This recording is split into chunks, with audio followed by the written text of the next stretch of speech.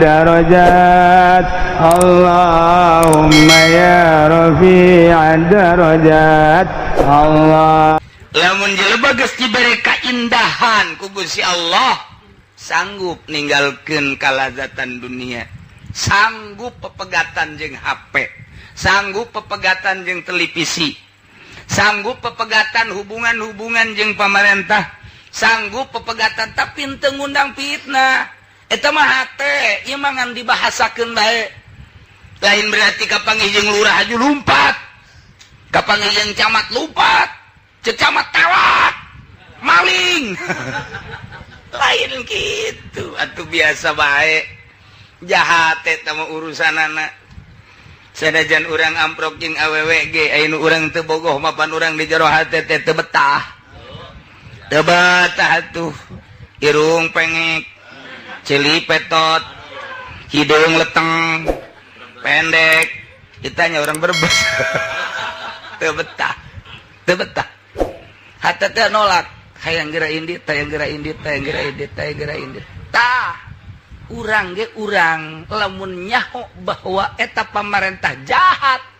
Jahat teh lainna naon? Ieu urang setiap neuleuh jelema nu takabur, setiap urang neuleuh jelema anu pelit, setiap neuleuh jelema anu sombong, pan eta teh ngagurat di jero hate teh ka urangna balukarna.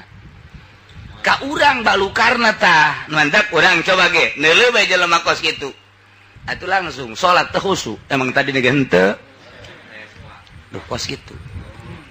Urang deuleuh ahli Allah, neuleuh doang beda engke ge. Haju bae salat ge tentrem ngeunaheun. Nikmat neuleuh doang. Bisa dirasakeun. Urang bari leumpang. Naik mobil. Terus neuleuh di jalan teh aya anu ping-pingna ka deuleuh. Teu karasa pan ku urang teh. Teu karasa aya nu susuna terbuka. Sanajan rubu saprapat.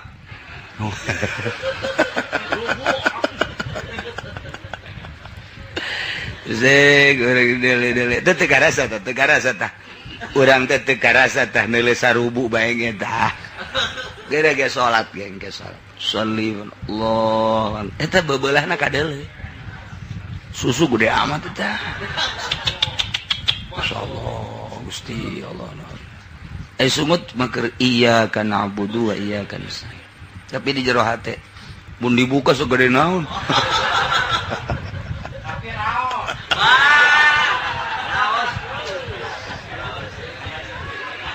Moal beres salat. Salat teh moal beres. Eta dedelan, kos kitulah dedelan. Teu karasa teh kurang teh masyaallah. Mantak ngonci maneh be di kamar. HP be di gedean. Atuh kitu-kitu keneh eta mah. Pegatan. Sanggup geus ngarasa ngeunah engke ge bakalna mata henteu dikepar ceuli teu dikebar kabeh nikmat. Sejuk perasaan. Teu hayang kapanggih jeung jelema ge teu hayang beneran kata teu hayang dibere teu hayang jariji neuleuh jelema teh jariji. Engke beuki ka ditu beuki nikmat ibadah.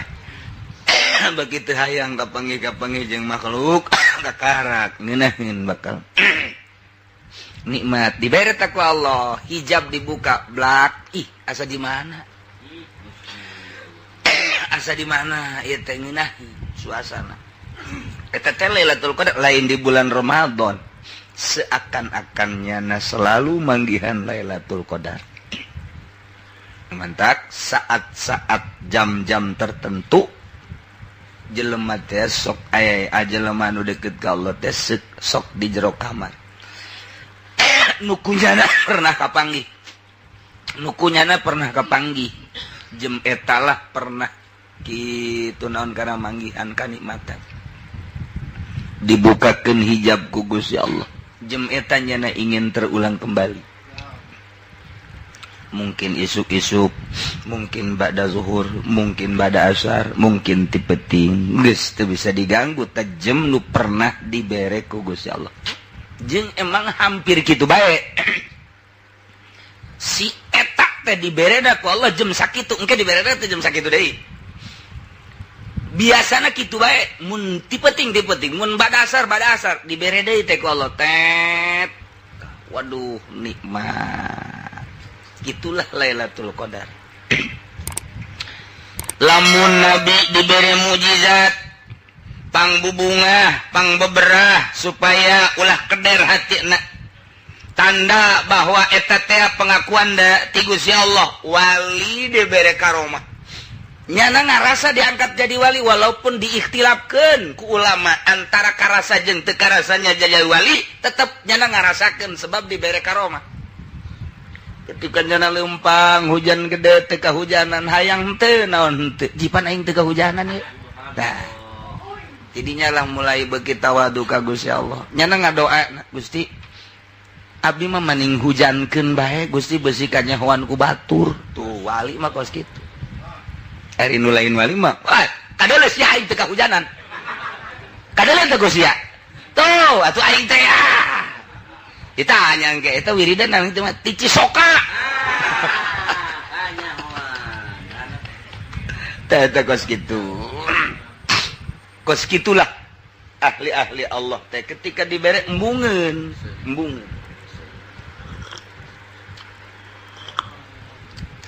Lain diadukeun,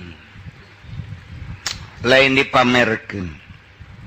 Ketika engke dibere deui ku Gusti, dibere ku Gusti. Tengah peting misalnya, aya hijab, asa di mana? Ceuring. Gusti abdi mah ada sayang eta Gusti, abdi mah hayang teh ka Gusti. Teu kudu dibobotohan kuno kitu, abdi mah pasti ibadah bae ka Gusti. Besi abdi dibere nu kitu ke jadi tujuan abdi teu hayang abdi mah ka Gusti bae ditutup deui ku Gusti plek biasa bae mantak wayah kraheut wayah katodel teu leuwih wali teh embungeun manehna ari nu lain wali mah geus kieu bae je jasana hizib aing aya ken can dipake ti mimiti diwirid ku aing.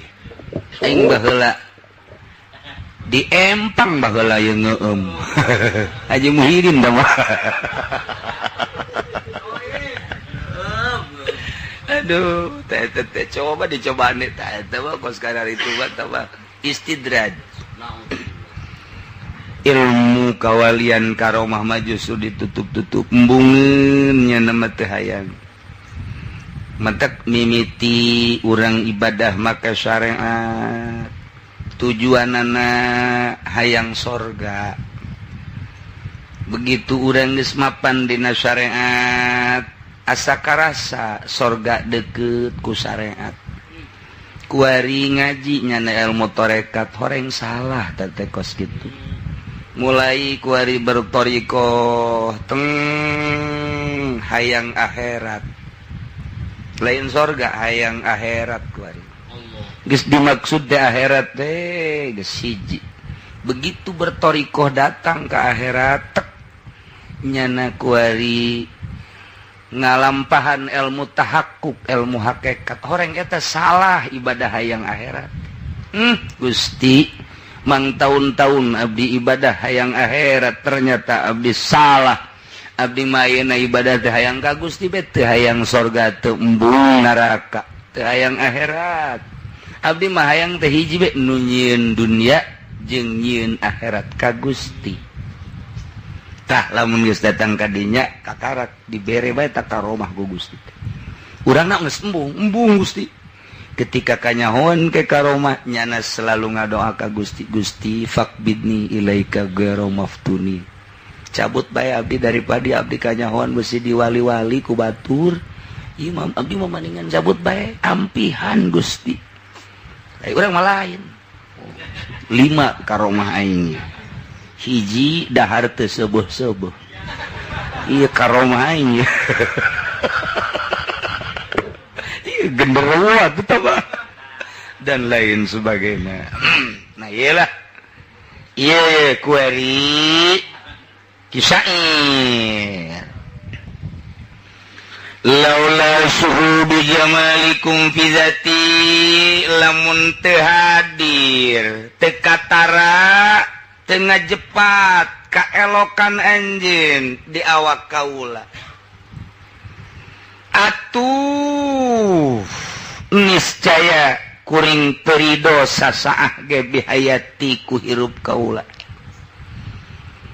Artina teu rela hirup teu leuleuh kaelokan Gusti.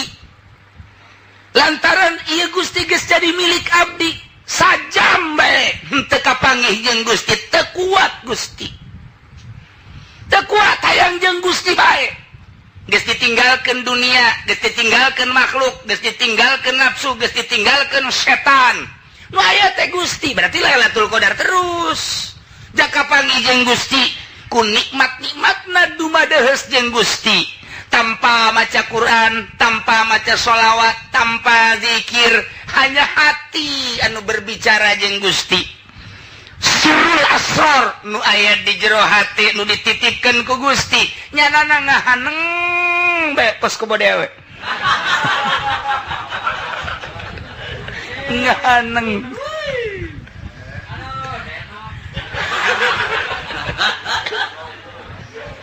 Geus lain maca Quran ieu mah lain. Geus lain maca sholawat, geus tinggaleun tah mah geus kamari ieu geus. Geus sama lain Quran, lain sholawat, lain zikir. Nu dibaca. Lantaran maca Quran teh pan hayang kapanggih jeung Gusti. Maca zikir teh hayang kapanggih jeung Gusti, maca sholawat hayang kapanggih jeung Gusti. Kuari geus kapanggihna poho babacaan eta. Jonghok jeung Gusti Allah, nu geus kapanggih jeung Gusti Allah sajam teu kapanggih jeung Allah moal kuat. Berarti Lailatul Qadar sepanjang masa. Nya nama nu mantak wanian cumplang-campling di edan-edan, di stres-stres jeung teuing. Ai urang mah lain di stres-stres emang stresnyaan. Ieu di stres-stres ku batur atena bunga. Ketika ku batur diijid-ijid, ketika ku batur di stres-stres bunga. Dan sebabna berarti aya rahasia nu teu nyahoeun nuhun Gusti. Sebab aya nu disumputkeun nu mantak nyanana berlagas seperti eta. Lamun teu kitu engke aya rahasia nu kanyahoan. Ai urang mah emang eueuh rahasia edan beneran berarti. Dia ieu mah edanan sesetresan lantaran nyalametkeun rahasia kawalian. Geus mun make sendal nya nama sabelah lain. Nu hiji koneng, nu hiji beureum. Besi engke aya balik ngaji nu make kos kitu, lain wali teu boga duit. Atau maling nu batur hiji-hiji. Tuh, nya nama nyumputkeun gawalian. Geus bake kopiah mung nu bener nya nama besi dipajar hebat, make sorban teu bener. Terus we aya nu disumputkeun, tah etalah nu sok disebut kituna nyumput di nu caang. Kamakola Abah Ucu masih ngades ya, nyumput di nu caang katewak sia. Santa Abah Ucu. Ya Kiai, artinya bergaul jeung pemerintah. Ditanya ku Abah Ucu, sia sok bergaul jeung pemerintah. Abdi mah nyumput bae cenah di nu caang ieu mah Abah. Sing ngade katewak sia. Bisa Santa Abah Ucu. Bener baik katewak lain nyumput atuh sia mah tamah ya katewak. Ilah laula syuhudu jamalikum fi zat ma kuntu arda sa'atan bihayati. Ma lailatul qadr mu'azzam shanuha illa idza umirat bikum awqati. Taya lailatul qadar nu diagungkeun shanuha kalakuanana anu pohara luar biasa martabat jeung kalakuanana kecuali di mana diramekeun waktu-waktu kaula ka anjeun. Kinayah ka Gusti, ketika abdi ngaramekeun waktu dumadeheus ka Gusti selalu aya Lailatul Qadar. Cinta jasa ka Gusti Allah, lamun jelema geus cinta ka Gusti Allah teu sanggupeun berpisah jeung Gusti Allah.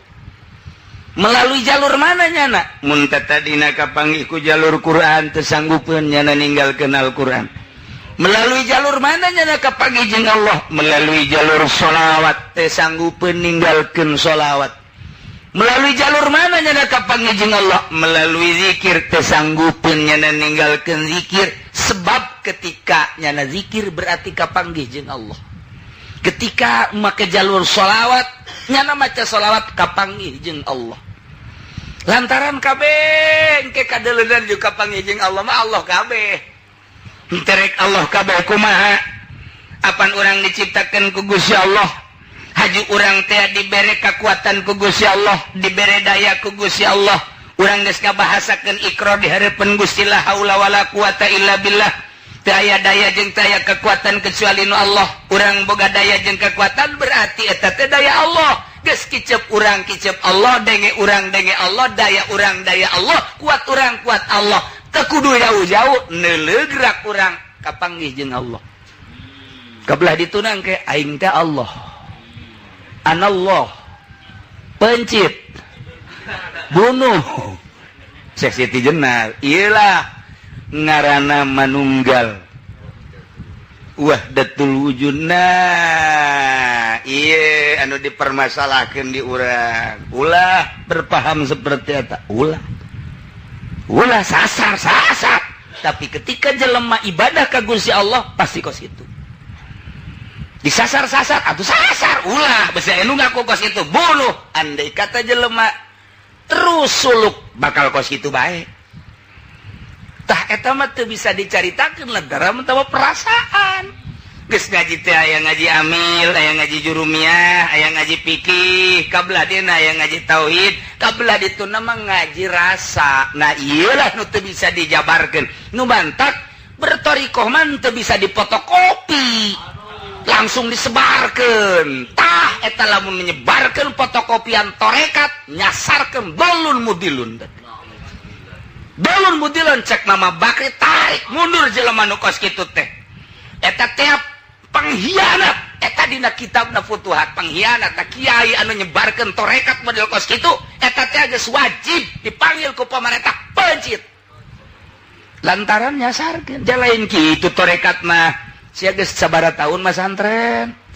geus naon anu tamat geus kumaha ku ari di imah abdi mah jai magahan magahan we lah santri loba jeung setik jakur bae hayang ge abdi mah ibadah tah ieu aya ka dieu atuh geus dibeat di jero kamar ulah bebeja ka sasahanya geus sia mah ieu lakukeun tah ieu ke lamun sia didinya geus beres naik ka dieu ke didinya geus beres naik deh ka dieu satungtung can naik atuh dual ditaekeun ku guruna jang naon dibere wiridan ge eta di wirid mah torekat mah tama pagawean geus engkena datang ka rasa lain kuari alhamdulillah cenah kiai kunaon abdi saminggu geus tamat torekat sugro kubro wah iya di mana sia guruna di ditu geus mencit embe sagala widih torekat mencit embe aya ge tah Kiai Haji Hamid beres ngaji amil mencit embe atuh eta beres malah macam Haji Hamid dua ge teu naon bena salah tahu jangan ngancing cekolet teh lama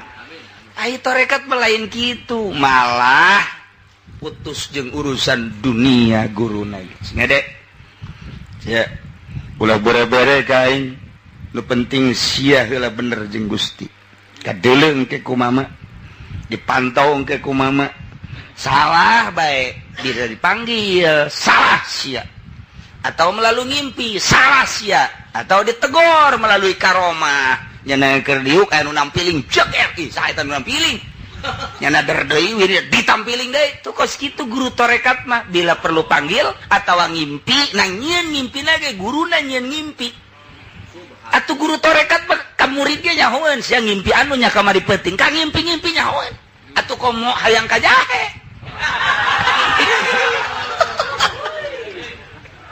iyalah guru torekat mada kudu lumur sih ulah sembarangan urangna siap guru can kapanggih teh jalan aya guruna urangna teh siap moal urangna siap guruna aya dicek heula ku guruna kakarak etalah torekat nu asli anu endeuh darajah suluk lain sakadar tabarruk hese pimurideuna guruna mah aya bae sepanjang masa ima langsung sabtu naon kitu ngaranna Kang Nabi Qadir wa ima langsung wali-wali sanga wa imma guru urang nu teu kanyahoan ternyata anu sagulung sagalang horeng eta teh mursid nyana teh nembongkeun atuh hese bae ka mursidan mah iwati nyana nu geus dibere horeng guru aing mursid teh kanyahoanana di KTP-na Haji Mursid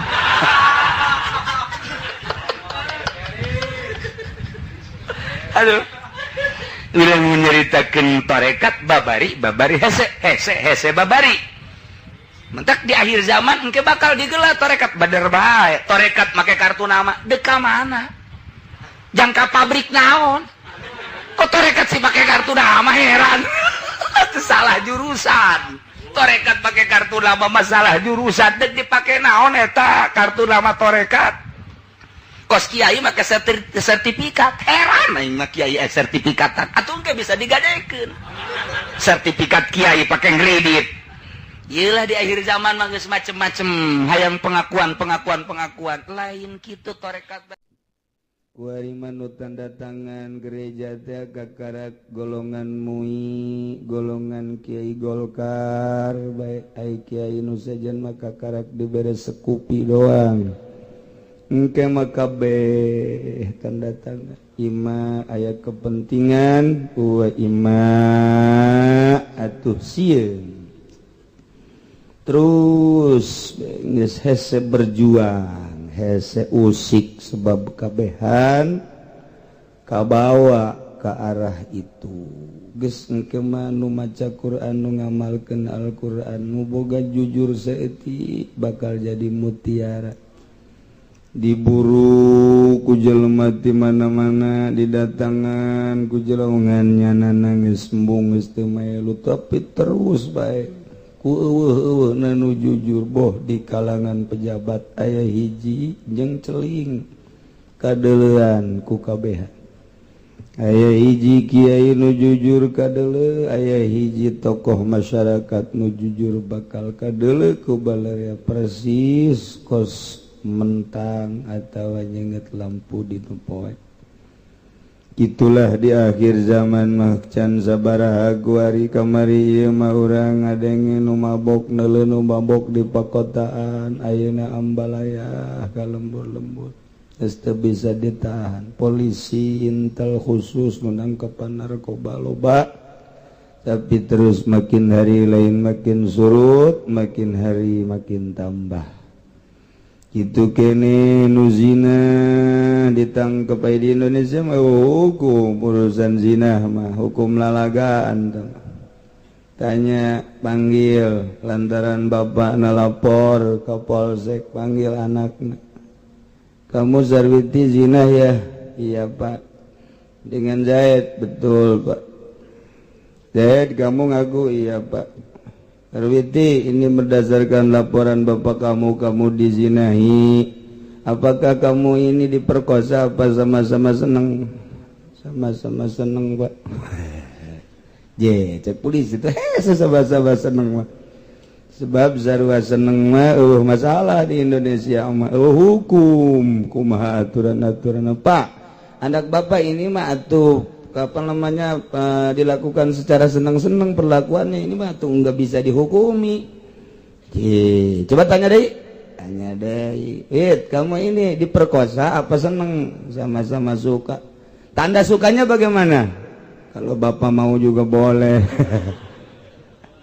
Cak polisi boleh oke sih. Yes, bubar cak polisi teh bubar. Hukum apa ya hukum korupsi dihukum soteh lamun teu kabeleteran kabehan lamun kabeleteran maka kabehan aman sentausa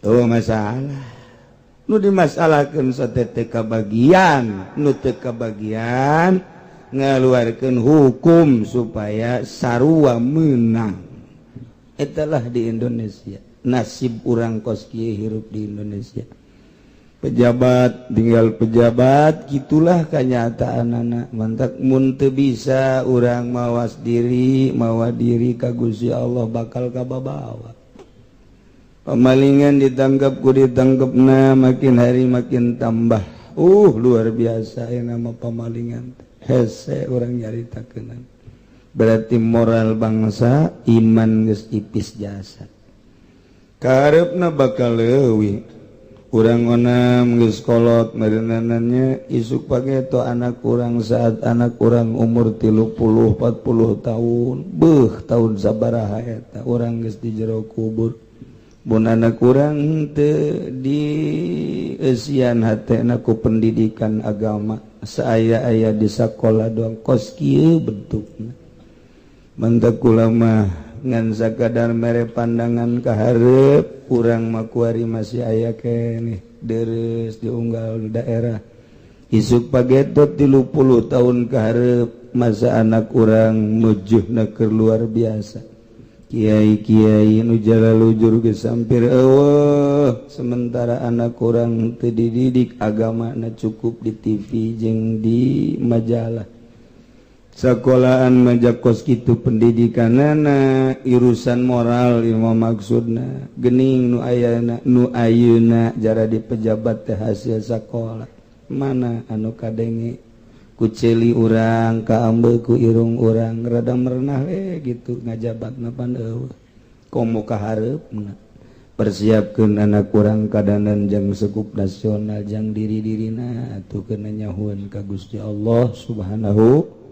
wa ta'ala wayahna di lembur-lembur keuna ngaraji Quran anak urang titipkeun keuna nyahueun sapina haria deres pan urang ge ieu daek ngaji teh baheulana kungsi ngaji di Palembura alif jabar ab jabar ba aba mim jabar ma ta jabar tamata sin jaresia jabar jasia jadi mata sia hasil kitu pan urang teh baheulana teh ngaji mah pagon pan kuat ngan ieu mah keur carita ma min zamanin illa ba'dahu syarrun minhu teu cek Kangjeng Nabi urang ngaharepkeun ti Soeharto reformasi sugan leuwih bagus geuning leuwih ambalaya Wari urang ngaharepkeun setelah SBY ieu sugan SBY mah jakabok-brokanana teh ngan saukur ngagempuran senturi ngagempuran lean-lean lah jah pokona mah geus acak-acakan we urusan ngan saukur bohong doang urusan kebaikan peningkatan mun ku urang dipikir make otak anu jernih pembohong sebenarnya dimana seperti ayeuna gitu hasil padi di urang meningkat bohong ka adik perhitungkeun dengan arealna perhitungkeun dengan hasil areal tersebut mencapai sabaraha ton anu diberitakeun ku presiden akur teh jeung kanyataanna teuk celi anjing celi aing mah tulah ieu mah keur carita mana buktina encan nu lain-lain eta bae nu babari diitungna sakitu bohongna komo nu hese diitungna ieu mah keur caritakeun bae nyana urang mah urangan isu pageto calon presidenna moal leuwih bagus tibatan nu ayeuna sarun komong tekanan di Indonesia nu kudu ngotek-ngotek urusan kejahatan ieu adalah BPK mah kapan tah mah kaitanana jeung pamarentah tapi BPK sugan aya ngomong naon pan BPK teh toser untuk diteliti oleh KPK lah engke anu ngajukeunana mun ti BPK geus eueuh naon-naon berarti aya tekanan BPK makan teu meunang aya tekanan tamah nya nama kudu bener-bener meneliti asupkeun ka KPK datang ka kuari encan pernah urang ngadengi dentuman ti BPK berarti BPK dikendalikeun deuk di mana aya hukum asa mah teu ngalarti lah pokona geus sakainten teh we pokona mah paling hiji dua sapira urang ketos atuh sadar supaya iya kabok-brokan teh kudu nyaho di luhurna di mana letak kebok-brokanana atuh saha nu ngucik-ngucikna kebok-brokan teh lantaran eueuh toser KPK tinggal KPK MA tinggal MA ai BPK na teh jalan atuh sebuah negara BPK teh jalan hancur nanaon dia MA tinggal MA KPK tinggal KPK tinggal dasina bae ngararambai baga BPK ku urang kadengen teu naon nu pernah selama pemerintahan ia kerja apa tidak BPK tah tidinya hanya letak kesalahan negara mah. Sementara iya dibobol itu dibobol tapi BPK kok cicing bae pan nyana tah saha sia tah teu ngarti nu mendak mahasiswa dek demo ieu naon nu didemokeun cek urang lembur mah mandulna hukum di negara, mandulna MK di negara, mandulna KPK di negara, tinggal SME, LSM, mamawa tas datang di puyang ngadengin lagi. Moal jalan atuh kabeh tah mun hayang nyaho letakna jalan teu jalanna sebuah negara untuk kelanjutan hukum deuleu BPK-na sampai kuari can pernah urang ngadengin.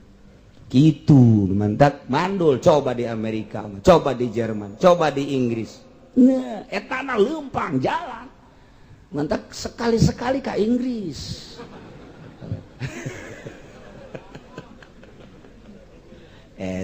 iyalah negara berarti jahat pemerintahan wayeuna datang ke BPK dimandul eta teh kapan jelema super nu cicing di dinya teh teu bisa sembarangan super gendut, super gede, super segala-galanya.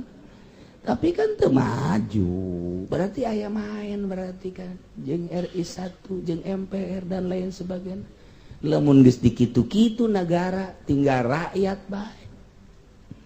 Karak asup gawe geus puyeng aing pasti dikaluarkeun deui. Gaji can jelas, kontrakan can kabayar, anak datang deui, kreditan can kabayar.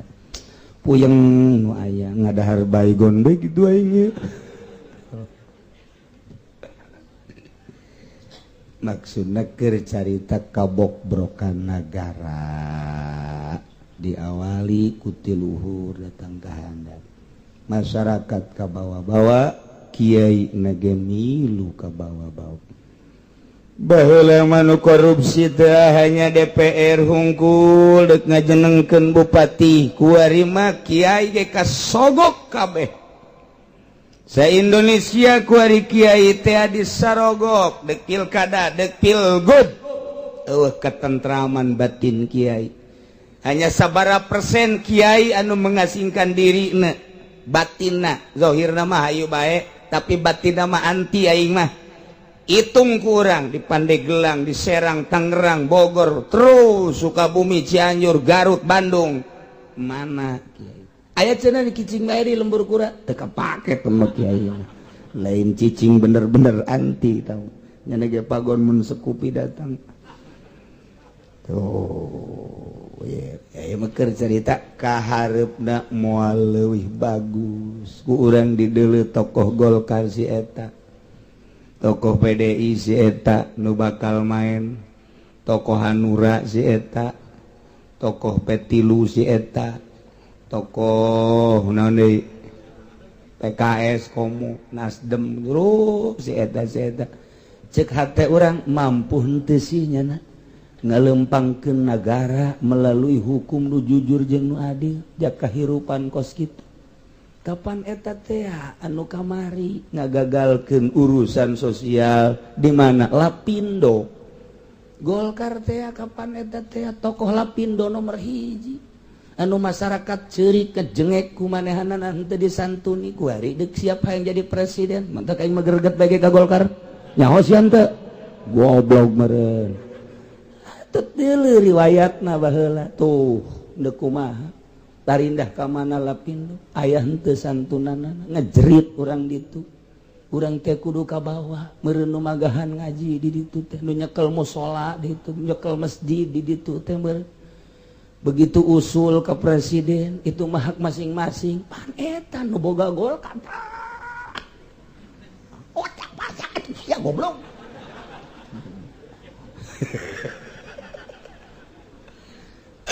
yang besi pajar lalagaan aing greget ka Golkar bebeneran sorry ya aing ka jelema-jelema ka Golkar teu sepeda Golkar tanggal ka ayu tambah yang mana nu jujurna deuleu ka ditu atuh Masya Allah baheula ngomong jeung Patriana salah satu lapindo teh jelemana Triana keur ngobrol di imah kula ditelepon cenah ku Abu Rizal bagaimana ditanya keur mujuna dahsyat kumaha tah aya tekad untuk memberikan eueuh ayeuna nama kumaha di luhurna bae cek Patriana tapi ternyata tidak ada tekad geus bae sabodoh datang ke kuari eta nu rek dijadikeun presiden aya karunya ka rakyat apa eueuh tinggal gitu bae terus nu lain-lainna naon nu geus karasa mun di organisasi naon gerakanana lamun di partai naon gerakanana untuk kemasyarakatan anu manfaat apa aya apa teu tinggal kitu bae tuh aju kudu kumaha tuh ge insubrsia kunaon nanya ka aing atuh aing mangan nyampaikan artinya urang kudu rapi ieu masa kitu dek saat balalok brok urang ulah milu bobrok tetep urang kudu mengenal jati diri urang lantaran urang bakal babalik menghadap Nu Maha Kuasa kudu wauh jeung Allah ulah kababawa kudu kitu urang aji Al-Qur'an urang aji hartina urang amalkeun moal kebal deui urang bakal menghadap ka nu bogana bakal ditanya eta keur diri urang isuk pageto nu anak urang kuari kakarak lahir umur 5 umur 10 20 tahun ka hareup 30 tahun ka hareup meujeuhna keur bok-brok jasa lain lalagan bok-brok jasa nah ieu tanamkeun kuari di anak urang imanna nu rapih Qur'anna maknana jang dirina bae eta maka dituna acak-acakan ge aya dirina geus nyahun ka Allah mah urang ninggalkeun dunyana tenang geus teu melang lain lalagan atuh sok kuari nu ciri kolotna sabaraha ratus sabaraha ribu di Tangerang bae nu sulit dididik boro-boro ngaji SD bagi geus kesulitan di imahna berangkat di luar main PS eta teh geus lain lalagan ratusan ribuan di Tangerang nu datang ke imah kula bagi per hari na masalah anak di imah berangkat datang ka eueuh nu geus saminggu nu geus sabulan gajeuna tugas teh sakola mah keuna ngaji di tempat pengajian teu aya gaul jeung budak kene Masya Allah eta teh ribuan nu kos kitu eta teh pan anu bakal calon 30 tahun ka hareup nya namanya gagah ya Allah ya Rabbi Masya Allah tayelah ieu mah urang jeung anak urang bae ulah kababawa jeung teuing batur mah ieu mah lain omeaneun mun cara mah jauh tekad-tekad acat tapi tetep bae lantaran urang rakyat bagian daripada bangsa Indonesia urang tetep bae berjuang jeung ngadoakeun mudah-mudahan pamimpin-pamimpin urang jara lujur boga nurani karunyaeun ka rakyat jeung mudah-mudahan negara urang tetep subur tetep jaya iwal tinggal doa we urang makan bogan Allah Maha Kawasa buating dibere ku Gusti muncul seorang anak muda anu tampil prima neuk mawa rakyat bangsa jeung negara ke arah nu jujur walaupun ieu mah keur carita sulit nu sulit Allah Maha Kawasa tinggal sakitu ngaharepkeun nu ayeuna tara rampil mah nihil lain lalagan eueuh tapak masalahna mun kudu dimimitian di alif-alifanana heula riwayat Soeharto jadi pamimpin ti awalna ge hebat komo Bung Karno mah teu Gus Dur ti awalna boga sejarah anu luar biasa kemasyarakatan nu kuari urang nyaho si eta kitu dongengna si eta kitu dongengna si eta dongeng heula ti awal heula aya eueuh dongeng-dongeng anu kemasyarakatan mangpaat teh kitu entek muringkak bulu kulimah bulu naon bae enak orang nyarita kenal nih pembunuhan ngabunuh kabagi tilu ayam mayan amdun ngaja ayam mayan khotoun kesalahan ayam mayan subhu amdin sarupa jeung ngaja diantara nutilu laki sosok ila fil hadi tewajib kisos tewajib dibalas patina kecuali dina ngabunuh nu ngahaja ari nu dua mah ngabunuh khoto kasalahan jeung ngabunuh sibi amdin sarupa jeung ngahaja eta mah teu wajib kisos tamat cuman wajib diat doang artina kisos pati bales pati artina diat cuma sekedar bayar hungku nah iyalah mun maehan ngahaja kakarak wajib kisos maehan deui maehan ngahaja maka mari geus dijelaskeun qasdul paliwasasi bima yaqtulu goliban ngamaksud migawe ngabunuhna terhadap seseorang Zaid misalna dek ngamaksud ngabunuh Ki Umar baik ku dirina sorangan maupun melalui tangan orang lain nu jelas manyahna bener-bener dek ngabunuh ka Ki Umar ngabunuh Nabi mayak tulu goliban ku alat anu memang galibna sok maehan golok misalnya kampak misalnya pedang misalnya pistol misalnya dreaded aya bahasa dreaded gua mau moal aya di dreaded sia gua aing nah ieu nu kos gara itu nu biasa mah nah ieu begitu dilaksanakeun paeh kisos bunuh deui Kuari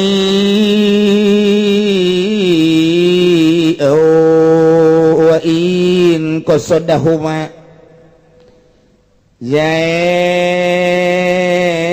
ngamaksud ngabunuh Ki Umar cuman bimalaya qatulu goliban ku alat anu galibna tilok bisa ngabunuh teu ngabunuh tah mah eta teh anu kitu ngaranna sibi amdin Ki Zaid gergeten jasa ka Ki Umar teh pas ini gede luar biasa sia kuai awas sia kuai haju diketrok na teh ngan saukur make tungked sakieu ta setengah meter atau 1 meter diketrok ku tungked mah boro-boro jelema kotok gengan pinclang doang kotok make tungked dikitukeun kurang make kokoprak lah paling pinclang lamun kena huluna muter siram hirup deui eta kolot baheula mah kitu kolot baheula mah dikeun nyekelan kokobrak kotok ayam muter nya antepkeun ya kolot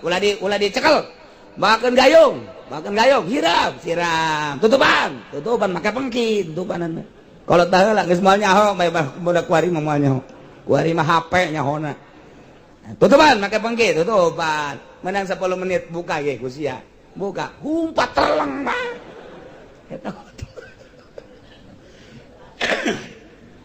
eta lalakon zaman kamari geus eueuh ku ari mah pengkina ge geus eueuh diganti ku pengki Jepang ku ari mah plastik mau naatan tah mah tuh sebab teu diraut heula teu diraut lamun aya jelema ragag ditangkal ragag di luhur imah jelema bae jelema caritana ieu bruk kolot balam ulah dicekel ulah diragap ulah banjur ku sia banjur bae tutupan make samping bikang tapi tutupna abeh nya ngerenjet oh ieu pamajikan meureun ieu beneran ieu mah make samping bikang tutupan antapkeun atawa make daun cau kelutuk ke daun cau tutupan sadar antapkeun karunya tinggal cerik ulah waka dicekel ke geus usik nyana geus usik sanajan dicekel gatuh paeh mah paeh ieu dek dikumakeun ulah cokolot bawang ke usik sukuna ke usik tah usik berarti cager tah geus antepkeun teu kebal hudang cager eta kolot baheula bisa dibuktikeun di dapur baheula di dapur takula menuman takos ge keur mujuhna kitu nyen kaso nu ragag tukang ka handap dek aya almarhum abah ulah dicekel antepkeun siram cek abah siram cakula teh nu saeur mah kotok anggap kotok almarhum mah teger jasa eta siram nyokot daun cau lantaran rada lila rada jauh samping bikang bae samping bikang dengan jagan antapkeun kena usik mun teu usik bae berarti ayeuna teh kumaha deui atuh Jangan doa Allah ngan eta mah tarekah kolot bae. Bismillah.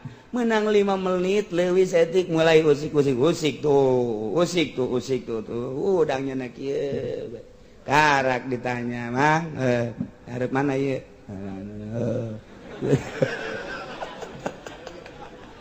Cagian dipoleset cenah kieu masalah sih, Mas. Naon ieu karena karasa nyeri kuari? Ieu teteposan. Guys, udang coba. Udang teu bisa, urut berarti. Ulah wakat tamun aya nu ragag ulah dicekel. Eta kuat henteu ta budak kuari mah henteu. Sebab cek dokter, pegang. Pencet bawa ke dokter. Dokter imbus. Hese ta tarekah kolot teh geus eueuh kuari mah.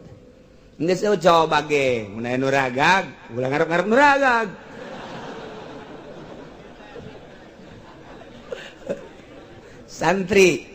Santri di tukangan imah ya tangkal jamblang baheula tanu ku di imah Haji Rumdani teh tangkal jamblang katanya aya santri naik kalau batur ngaji nya naik jamblang salah saha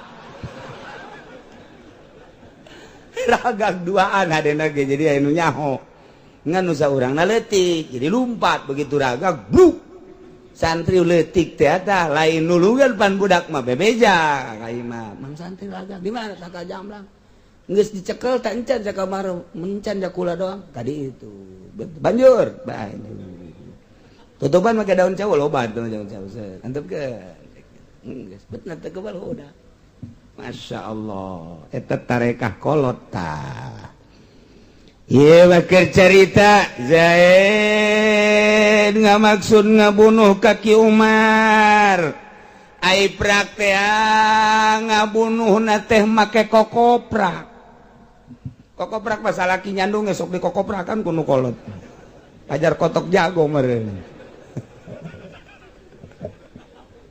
aduh masya Allah begitu dikutuk diketrok trak make tungked atawa make kokoprak kunaon goleang plak modar dan dia gue jejak pae berarti aing hebat ya pakai kokoprak doang pae nah iya Zaid ngamaksud ngabunuh aya ngamaksud aya magawean sorangan magawe saha nu ditujukeunna Ki Umar pagawean jeung nu dipigawena aya di Ki Zaid ngan hanjakal lain hanjakal hartina ngabunuhna ku hiji barang ku hiji benda lu biasana tilok maekeun ta eta mah lain amdun sibih amdin ngaran berarti teu wajib dipaehan deui ngan wajib mayar ontak 100 ji ulah sambarangan nyawa mah masyaallah kumaha lamun di dunyana dilaksanakeun bayar 100 bebas di akhirat urusan hak adami tinggal urusan hakullah hak dirina jeung Gusti Allah eta mah gampang sebab hak Allah mah musamaha hampang teh bisa komunikasi langsung cak Allah teh yak geus beres jeung urusan anak-anak beres sia urusan jeung aing doang gak siapa pokoknya mah kulantaran siapa boga maksud ngabunuh wa indek di kanaraka atuh Gusti wanya di kanaraka abdi geus mayar ontak mah urusan jeung Gusti mah pan Gusti mah pangeran nya pangeran teu ngahampura abah kula ge ngahampura sia bisa anya da atuh geus sia hampura ku aing atuh sia mah di Ka'bah siakeun bari teh ieu keur carita contoh musamaha jeung Gusti mah babari jasa hampang jeung Gusti mah tah nu hese ge musaah antara urang jeung papada manusia hak adami mah berat urang nyandung nu kolot nyeri jasa salila nyeri tiapan jadi ganjaran kan nu kolot nu mantak nyeri teh meureun teu adil urang teh aku teu adil ka nu kolot nah ieu mah moal bisa diampura kecuali diampura ku nu kolotna disidang ke di hareupeun Allah Kak Haji kok di dunia mah hese di tianganna saminggu sekali ge henteu aing ngampura bae tuh kasih teu bisa kula tinggal tulang jeung daging keur ieu teh kuhu ulah tinu bagus jadi goreng atuhnya tega kain kakak kudu kana neraka ye kakak teh tega baheula mana raja tega ulah ai peuting ti lo kae esek nyara teh kicup bae nungguan kakak geus sawadak deui kakak ban tega paneta kakak coba teu bisa pasti heula tanyanan ke di akhirat tah lamun memang cek pamajikan aya geus atuh diampura bae babari ngan moal aya tuh kuari ge atuh geus tengah hampura nu kolot teh anu ka pusalaki komong engke geus dayang geus kadenge pan kumaca Allah teh hampuran teh henteu atuh henteu masih ka neraka urusan jeung aing onom teh mah gampang teh mah urusan jeung aing mah sia nyandung pan dititah ku aing asal sia bisa adil atuh aing mah geus ngahampura bae geus ka sia jadi mang dititah ieu ku aing mah nyandung sia geus bagus teh nuturkeun parentah aing ngan ya teh sia nyandung teh akur jeung parentah aing da sia mah atuh lamun eta nu kolot dan teu satuju henteu ngahampura atuh teh mah wayaan da sia mah neraka berarti teh tinggal kitu doang mentek neangan awewe nu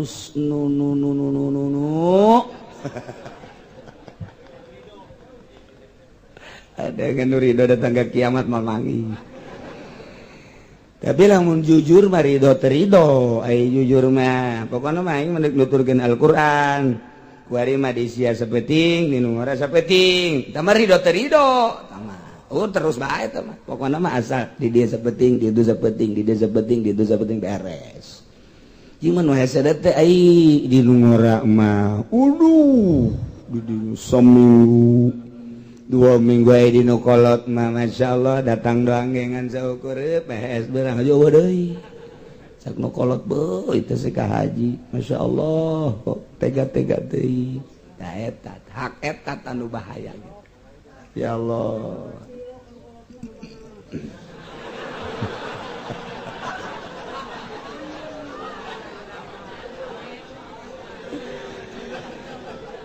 yen qasodahuma ngamaksudkeun apali jeung saha sartina migawena dirina tur ditujukeun ka Ki Umar ngabunuh Nabi mah ku kokoprak layak tulun utara ngabunuh goliban dina galibna ta eta mah pasibu amdin wa minhu adarbu ina sawarehna si biamdin adarbu bisawatin meupeum make pecut sapira pecut atuh kuda ge kudengan ngajimpret doang make pecut mah kebo ngan saukur ngajimpret kuari pake meupuh Ki Umar dipecut dong caker meureun kena pamatihna pas meureun kana urat sandina anu kira-kira bakal naikkeun ngan tetep bae sapira pecut begitu dipecut rek sakali rek 2 kali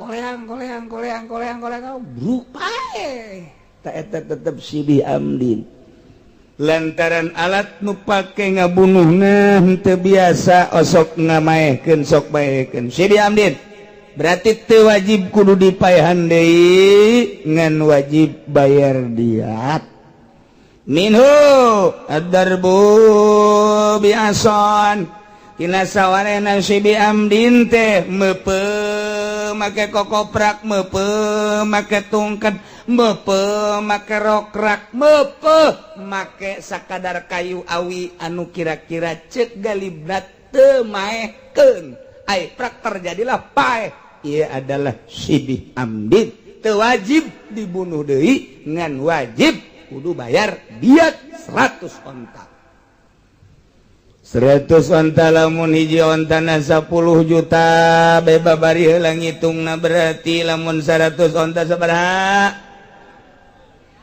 samiliar berarti wajib kudu bayar samiliar sehingga ada jiwa memang kumaha gitu masyaallah lamun di dunia ada teu dibayar di akhirat tetap bakal disidang urusanana nya urusan hak adaminya urusan hakullah duanana bakal disidang okos urang kuari kaya urang kuari ngawarung alhamdulillah barang hawal tepung tahun teh ternyata aya 100 gramen berarti wajib zakat kurang dagang limbah begitu ternyata modal jeung kauntungan aya 100 gram keur carita leutik wajib zakat. Urang kuari tani ternyata hasilna teh aya 1 toneun wajib zakat. Komo tah mah 10 ton 20 ton mah kaita ge ngawarung komo tah mah 1 miliar 2 miliar mah dagang limbah kitu keneh jeung sajabana boga angkot urang boga kontrakan ternyata alhamdulillah hasilna leuwih tibatan 100 gram berarti geus nisab wajib zakat. Urang tadi dikaluarkeun zakatna di dunia mah kadeulna masalah di dunia mah kadeulna tapi ternyata eta teh harta urang campur jeung harta batur lantaran aya hak fakir miskin aya hak mualaf di dinya teh dan lain sebagainya nu 8 teh hak mui hak pamarentah dina Al-Qur'an. Zakat eta adalah hakna nu 8 asnaf bupatihan di dinya gubernuran di dinya camatan di dinya lurahan di dinya aya ge fuqara wal masakin. Gunakeun ku urang Al-Qur'an ulah parem mata hate urang sehingga ngazakat salah aturanana. Zakat fitrah dikondisikeun salah sing hade Allah neulekeun ieu mah keur carita sing hade kula mah. Hanas letik, hanas salah di akhirat digenjreng. Naon artinya sing 3 letter setengah 4 letter setengah salah. Emang salah pemerintah? Teu salah nyana ngebentuk amil zakat. Bener jasa, tapi penyaluranana ka mana? Iyalah nu kudu diperhatikeun. Ja bentuk amil zakat mah eta mah sakadar ngerikrut dek disalurkeun ka asnaf anu jelas dina Al-Qur'an. Lain dibelikeun ka samarenda, dibikeun ka kiai. Lain dibeli ke di kumpul-kumpul jang musola sanajan aya kaolna letih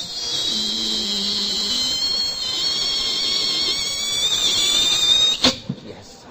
Ada yang ikut jelisia karena ngaji mah keur carita ngaji ada perak-perakan anak kadi itu sabodoh kula mah ngan saukur ngabejakeun dong asli na kos gitu ulah salah mun endeuh hayang bener hirup ulah salah. Cenah tuh kumaha pemerintah, aing mah kos kitu eta. Saya ka pemerintah bener henteu insyrofna. Ja eueuh insyrofna kudu ka mushola, aya ge leutik jasa kita mah di saat-saat geus eueuh fakir miskin. Imam Nawawi ngameunangkeun daripada teu tersalurkeun, hek bae atuh jang kepentingan umum mun geus teu kasalurkeun. Ambu layah keneh fakir miskin. Geus kitu. 100 gram tinggal dihitung tuh 100 gram kali 500.000 sagramna jadi sabaraha duit sabaraha duit tah sagramna 500.000 kali 100 gram jadi sabaraha 5 kali 50 juta 5 kali juta berarti cokot 2% setengah berarti atuh 50 juta bagi 10 sabaraha 2 juta aja bagi sabaraha deui babari teh kos kitu manghitung teh bae mun aya duitna ka dieu dihitung ku kula sugan bae kabagian lah tah eta kieu tolol teh kos kitu tah sok haju hayang ogoh nyaritakeun ogoh hayang moal beres ya tah aing mah keur carita doang tuh mah aduh masyaallah tah kadeulina ku urang mah urang mah masalah padahal mah campur eta teh harta fakir campur harta miskin nyana warungna ngagedean nyana tokona ngagedean nyana limbahna ngagedean nyana sawahna tam hasilna tonan dibelikeun deui ka sawah berarti aya nu fakir miskinan di sawah eta dibelikeun ka mobil Avanza aya hak fakir miskinan di dinya teh dibelikeun deui ka Innova aya hak di dinya ta eta teh hak batur berarti seperti tidak bermasalah aya nu ditegur di dunia keneh ku Gusti Allah lantaran ieu mobil teh ieu lain nu maneh ieu teh babarengan jeung fakir miskin mobilna drek nabrak beak hiji wa imma dirina muriang ngeh batuk teh cager-cager oh satang ka rumah sakit ka dokter ieu dokter ge geus bingungan cek dokter udah jangan kesini cek dokter ge kos gitu kenapa ini takut saya kebeleteran ceknya nah teh bahasa mana tak kebeleteran asal jore amat da bahasa. Cak dokter ge geus embungin dokter ge asal geus kadele bae Pak Haji itu nyumput dokter ge. Bahaya jangan sanunya engke eta angin batukna ka aing teh Pak. Teh cager-cager diopnap teh cager-cager. Ternyata geus bahasa baraha puluh juta, mungkin 10, 20, 50, 100 juta. Emang harta parkir miskin ge nu nyangkut dina usahanya na aya 100 juta beaknya na 100 juta karak cager. Rahasia Allah. Eta ditegur di dunia kene ku gering teh aku kabeleuman we ieu mah kabeleuman teu puguh teu karuh. Emang ge meureunanan secara zahir nama aya anu melalui rokok, aya nu liwat atau aya nu meuleum, nu jelas kabeleuman. Lantaran campur aya harta baturan dek dibereskeun ku Gusti Allah. Beak kabeh. Atawa kena banjir, beak kabeh. Atawa di dunia nama eueuh masalah. Di akhirat dibentukeun eta zakat nu teu dibikeunan teh sarua jeung ditunda. Kanzun ngaranna. Kanzun teh simpenan. Engke dibuktikan dijadikeun orai suja'il aqra. Orai suja'il aqra teh orayna gede huluna botak. Nu mandak botak huluna lituli umrihi lantaran lila jasa hirupna nyana di neraka cicing bae datang ka botak. Mandak teh kuari nu botak teh geus kolot eta. Nu botak. Eta orai suja'il aqra la syaralah. Buluan bukan di huluna jadi botak nyanang kemelit ke jelemana seti suku datang ke beteng datang ke sirah dibeli terus ke handap di kapapalangkakan tukang jalana ke hareup nangoh bae huluna di hari nyana nanya ka eta jelema man ana sahai qaula wa unta anta arif cak orai sujail akro mana na sahai kuring iya tuduka anakan suka kuring simpenan anjir simpenan di mana namanya kuring nyimpen orai sakjana aya teh sia ngawarung aya teh sia boga angkot aya teh sia boga kontrakan aya teh sia boga sawah ajum teh dikaluarkeun zakatna eta teh disimpen berarti jadi aing. Ieu teh aing teh simpenan sia zakat teh teu dikaluar-luarkeun tah kuari mah geus bae aing mah hirup deuk babarengan we jeung sia atuh nanaonan henteu nanaonan bungan sia di duniana resep jasa ngagugulung zakat kuari aing teh ieu teh bentukna teh baheula aing teh dikaluarkeun berarti sia teh resep jasa ka aing atuh aing ge embung bisa jeung sia lamun dikitukeun jaga di akhirat masyaallah Gusti ya Allah nah sedangkan nuh tengah zakat di Kabupaten Tangerang hasanah hampir 99,9%. Ayo coba ge ulah Tangerang ge Sacikupa bae di Pasar Kemis wana mulai caritakeun geus samaheulana. Ieu basa Sacikupa bae heula Sacikupa Pasar Kemis mah ngazakat kabeh. Eta Masya Allah kari bentukna kuari jadi Avanza, bentukna jadi Innova, bentukna jadi truk, bentukna dibentukkan jadi perumahan padahal eta teh hak babarengan engke di akhirat mana isin urang teh ditongton ku tatangga ji eta keur naon kalau ngomong sia eta digulung-gulung orai eta teh zakat ja keur ieu nya nya urang disiksa ku orai nya dihina ku tatangga nya pamajikan urang neangan tuh ka haji keur ieu ge pancakula kaluarkeun zakatna jang pake miskin teu ngajeding si ka haji mah kos kitu pantah kula mambung ka babawa ih ye sia hirup babarengan jeung aing ban mong aing mah pokona mah pamajikan ribut jeung salakinan ge eta ku bae isin jasa masyaallah nu kuari di raden-raden nu kuadi raja-raja lantaran ku kasugihanana engke mah jadi penghinaan fakir miskin ujianan Masya Allah. Nah ieu keur carita teu dikaluarkeun diatna di akhirat tetap ditagih sidang Umar ya kamu kan dulu waktu meninggal dibunuh oleh Z betul Lantas ahli waris kamu itu kan menuntut tapi kemudian tidak dikeluarkan. Nah ini mau bagaimana? Weh, saya nuntut. Tetap saya nuntut. Saya pengen selamat, pengen ke surga. Sebab saya kalau tidak dibunuh pasti saya rajin tahajudnya. Waduh, sia. Coki saya tiasok sembarangan bae. Atuh geus bisa gitu. Terus bae kitu tambahnya. Pokoknya aing mau sabab dibunuh, tatarina mah aing emang dek ngaji, encan aing ngaji ka Cilongkokan endek, cek jangan. Kakarak endek doang kan sia. Atuh kan aing ngaju kabunuh kan ku sia.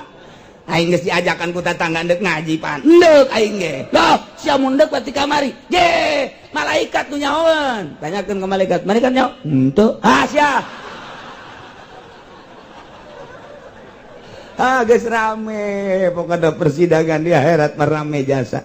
Rame luar biasa. Persidangan terakhir luar biasa ya mah. Kuari urang disidangkeun MH WH jeung Atut. Terus keputusan terakhir MK ternyata melenceng. Di dunia mah kos kitu bae, bisa disogok, bisa risuah dan lain sebagainya. Engke mah teu bisa.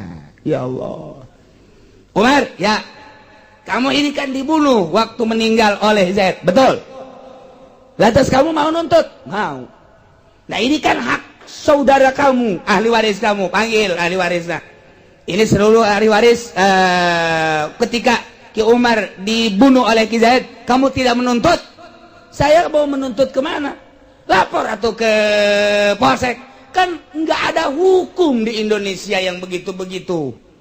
Nggak ada hukum Islam. Saya juga mau nuntut dan saya juga kepengen nuntut, tapi jangan pun untuk membayar 100 onta. Ini tuntutan pembunuhan saja juga tidak selesai-selesai. Nah dengan demikian saya akan nuntut sekarang. Panggil lurah. Lurah dipanggil. Lurah, kamu kelurahan Cikopa? Betul. Apa tahu bahwa pembunuhan terhadap Ki Umar? Tahu Pak. Lantas ada laporan-laporan? Ada. Diperjuangkan menurut Islam atau tidak? Tidak ada hukum Islam di Indonesia Pak. Saya lurahnya Pak. Ada juga ceplok SPPT aja Pak. Kamu SPPT. Ya karena tidak ada Pak. Kamu juga kena sanksi. Sebab kamu adalah ranting daripada hukum di negara tersebut. Waktu jangan saya sendiri Pak. Kan di situ ada Camat Lutfi Pak waktu itu. Panggil Camat Lutfi. Cek Pak Camat Pak, masa saya berdua sama lurah, ada Pak Ismet di situ Pak. Panggil Pak Ismet. Cek Pak Ismet kan ada ibu. Ada ibu, dia maksa pengen jadi gubernur. Udah tuh saya menurut sama ibu aja. Waktu itu juga kan saya udah bergaining, saya mau membantu ibu asal anak saya bantu nanti. Oh iya katanya, kan begitu perjanjiannya. Makanya anak saya mau ditekin, dek beres kumaha negara, lamun urusan negara dikaitkan ke kos gitu. Panggil ibu. Ibu betul, nyanggakeun daya-daya. Cek Pak Ismet pembelaan. Ya tinggal satu lagi menteri. Seluruh menteri itu kami madu aja keputusan anak RI 1 SBY. Siapan aing mah ngan memutuskeun doang cek SBY. Pan ieu mah MPR nu boga keputusan. Panggil MPR. Panggil walut ku abeh. Nyidang hiji bae ku angel jasa. Panggil. Tidak kita wadak angel kita ribuan tahun tah nyidang hiji bae ge angel. Sedangkan di Cikupa sabaraha kasus. Di Pasar Kemis sabaraha kasus, selama menjabat 5 tahun teh sabaraha kasus anu tidak terselesaikan. Engke kunaon atuh ieu urang teu make hukum Islam baheula teh. Nah karak teh dinya kalut. Cak kiai teh aing baheula ge ngadengungkeun ai teu mampu mah make hukum demokrasi, mantak naon urang pindah ka hukum Islam coba-coba. Pan itu cenah urang itu teguran Amerika. Tah kiai bang geus teu nyalahkeun. Kita disalahkan kiai yang tidak punya sekupi kanan aman. Kiai sekupi kiri. Sebab itu mah ngadukung manehna berarti rame ieu mah keur carita rame ieu teu lain lalagaan di akhir.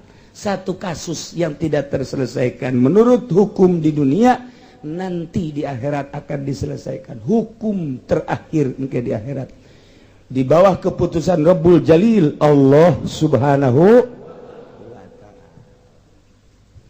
Wari ele urang salah dimenangkeun can selesai.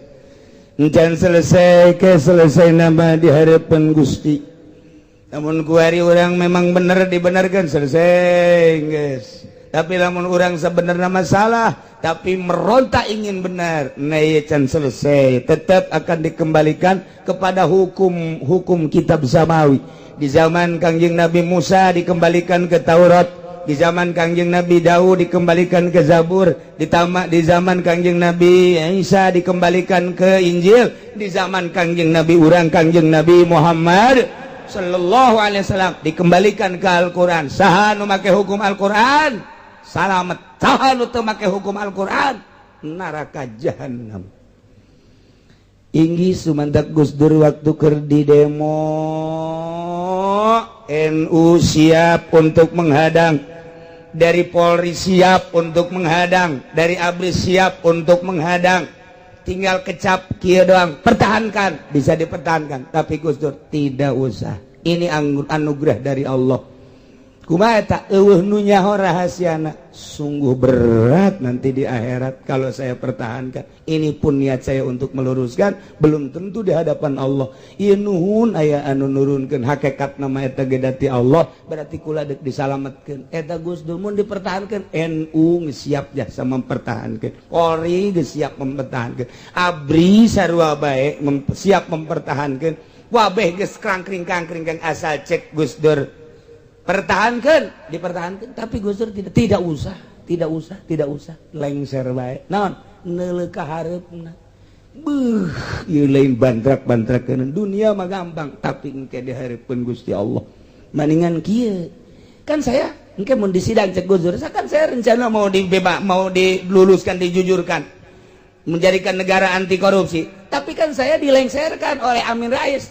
Tanya Pak Amin sana. Amin, maju. Amin. Betul kamu ini ada rencana untuk melengserkan, betul. Kenapa? Saya tekanan dari Amerika. Kok bisa begitu? Ya begitulah karena ini ada 4 poin yang membahayakan. Kalau Gus Dur sampai selesai 4 poin yang sangat membahayakan terhadap Amerika. 1, undang-undang akan ditambah dengan undang-undang Islam. Yang kedua adalah Freeport nanti akan diselesaikan supaya Amerika menjadi karyawan tetap Indonesia yang akan menjadi pribumi. Yang ketiga adalah pabrik besi baja yang tidak boleh dikelola oleh orang luar, hanya untuk orang Indonesia. Yang lain silakan menjadi karyawan. Dan sandang pangan, iyalah nu direncanakan ke Gus Dur. Tahu kamu? Ininya nah, silakan Pak Amin yang harus nyebrang di jembatan Siratal Mustaqim bila perlu beres. Amin Pak. Ya, maka anak cek Gus Dur nyana ngomong ketika Gus kayaknya udah deket, saya udah siap kok. Gus kayaknya udah deket mati, saya udah siap. Udah dari kemarin saya nunggu mati. Jawaban nanti kira-kira apa namanya. Nanti kalau di sidang saya udah punya jawaban tertentu. Oh, udah, itu urusan saya nanti dengan Tuhan sekian nanti. Malaikat saya udah kenal sekian nanti. Gus Dur bagi saya sebabari aja teman. Udah tinggal diserahkan kepada yang masih hidup dan masih muda. Silakan urus ini negara. Silakan tata ini negara sesuai dengan aturan-aturan. Tan Gus Dur mah pakai bahasa demokrasi di jeronan dek pakai hukum Islam lalaunan. Sampai 5 tahun Amerika geus nyaho. Waduh bahaya gede. Sebab nyana adalah ada persamaan dengan Osama bin Laden, ada persamaan dengan itu Saddam Hussein. Di deuleu uratna dina di mana belajarna ternyata Irak. Kumaha nyana jeung Saddam Hussein ternyata pernah babarengan. Nyana teh lari pagi jeung Saddam Hussein sepanjang 1000 meter. Balik deh 3 balik. Nah iya 1 kilo 3 balik berarti 3 kilo. Bareng tanya nama. Di dulu itu sejarah-sejarah kumaha dan kumaha selalu nu diperjuangkan teh pakai bahasa demokrasi untuk meluruskan bangsa. Nu mentak nyana mah tetep pakai demokrasi tapi disatukan ngena kos gitu. Itu bae diperjuangkeun. Nah iya 4 poin nu sangat membahayakan bagi Amerika. Lengserkan. dua tah ikuran ka dijadinya segala KBPK lah supaya ngalarti beja saeutik abeng ke pilkada pilpres rada merenah we saeutik deuleu jelema nu bisa mawa bangsa jeung nagara ulah nu sok cicing di tangkal caringin sebab nu sok cicing di tangkal caringin mah jurig monyet aya di dia ye tokoh Golkar nu ngaji bareng ku rajebutkeun Golkar ku hari teu ngaji alhamdulillah salamet aing tina hulu sia habur sia minggu itu ngaji deui ka dieu teu betah cenah aing aya ngaji ngan moal di jero majlis di luar bae los leg-legan ku sia tuh tukang uduk los ka ditu aya tokoh Golkar eta pan di dieu DPM da loba nu ngaraji Golkar mah lulu aya nu geus teu daek ngaji-ngaji sabodo aing mah geus jeung Haji Makmun bae doang mal kebal deui banyak nama sabodoh yang manik jeung nu sararusa bae bangsa jeung ustad anu teu dibere sekupi bae malah jeung ustad nu magahan amil jurumia eta bae ngajina bisa sakitu kaayaan anu jadi kitu naon ngaranna supir musola imam musola na imam ngan dua eta bae ngaji jeung kitu ngeunaheun jeung kitu daripada jeung nu teu pararuguh malah datang kemana ngaji Alau goroza ibratan munzaid keur cicing duhan jeung Ki Umar tadina masinikeun sarwiti ari tadina Ki Zaid hayang ka sarwiti ai fragmentan teu ka Ki Umar ai datang ka sarwiti Ki Umarna kapilih ku sarwiti lantaran rada kasep batan Ki Zaid mantak ai menta anter ulah sok anu rada kasep bahaya eta budak tsunami eta ayeuna mah tutungtungna mah atuh Ki Umar na kangenahan deui dibogohan ku Ki Sarwiti atuh deuk dicokot deui ku Ki Zaid tetep bae dipertahankeun Ki Umar diancam ku Ki Zaid tetep bae Ki Umar teh teu gahiding ku ancaman akhirna diancam sia ku aing diroga halas sia bodoh pokona mah gelut-gelut ngarendeng Ki Zaid jeung Ki Umar di kursi kulasalan kul Ki Zaid teh nyekelan jarum Ki Zaid teh nyekel jarum lah sapira jarum paling ge meureun panjangna sakieu jarum kaput atau jarum suntik geus dikieun bae jarum mejana kieu bae tukang tah dikadiekeun tah dikatak-takkeun si jarum teh dipencetkeun sia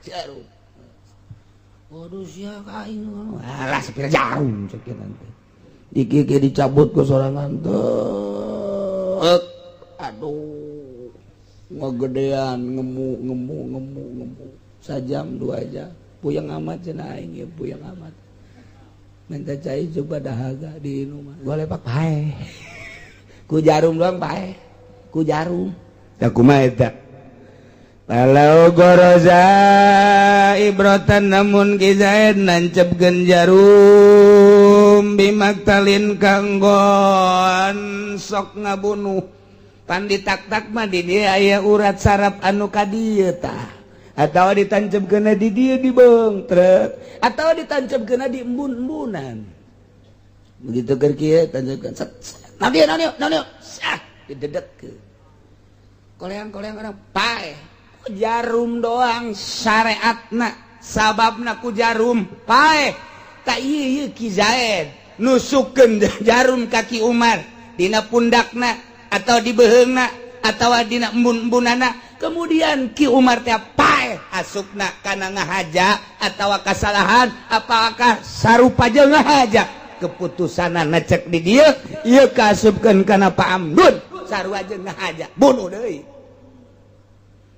sebab ngasukeunana di dieu di dia dibeheng dimbun-bunganan tak eta teh kaasupkeunana enggon paranti papaten nu kos kitu tapi lamun ditusukkeunna dijubur mah dijubur keur kieu teces no dia cek Umar teh no dia non si ulah non teh bener ye jarum cakna teh jarum tuh dikiekeun deui kaluar dibujur mah pan dokter ge atuh oso dokter ge geus nyuntik teh dibujur bae geus sebab aman di dinya mah urat nadi di dinya mah urat nadi mah jadi hareup panena ieu mah disuntikeun pan aman dokter ge mantri ge nah ieu mah ku kieu di dinya prak koleang pae tak eta mah lain bimaktalin lantaran ngabunuhna di tempat tuh biasa namun ditojos dirinya tilok pae ku adi tojos pae lain ngajat sama sibih amdin lamun tadi mah ditojokeunana di embun-embunan ditusukkeunana teh di dieu dinaon kadang-kadang dibeheung atawa ka dieu kan aya urat nu leutik saraf anu mun kapencet ge bahaya di dieu teh tah nu mantak ieu awak urang lamun terjepit bae di dieu teh ayeuna terjepit urat terjepit stroke karana belah dia terjepit dokter mah bisaan ada saraf yang terjepit atuh stroke bae kitu bejakeun terlalu serem kadengena jadi dokter teh emang bahasana ke lemes oh enggak apa-apa ini cuma ada saraf terjepit kalau yang ono stroke namanya kalau ini mah saraf terjepit atau stroke juga iya sih cek dia nanti jauh ya deui tah eta dokter takos kitu tah eta dokter tah saraf terjepit eta teh gejala stroke amun saraf nu eta tah saraf nu eta katojos tah set atuh is dead eta mantep teu meunang sambarangan tapi dibujur mah aya nu 50 kali disuntik geus nonggeng sia cek dokter nonggeng pan make nonggeng loba ieu obat kan udah diasupkeun ka dinya 50 tusukan saya cabut deh wah parah mah cek ini ieu mah dua macem ieu cek pasien teh kunaon cek dokter teh mun cager jasa mun teu cager pae hasan ieu aduh kan biasana ge di dinya tilokna naon kuari ditusukkeun di dinya pae henteu tah mah jadi berarti kudu diteliti ya ketika aya pembunuhan teh diteliti hiji diseja atau henteu kadua diteliti alat nu dipake ngabunuhna katilu meraktekeun pembunuhanana teh kumaha eta setelah diteliti oh ieu mah ngahaja amdin berarti kisos oh ieu mah teu ngahaja diat berarti tuh wa kadza bi ghairihi wallahu a'lam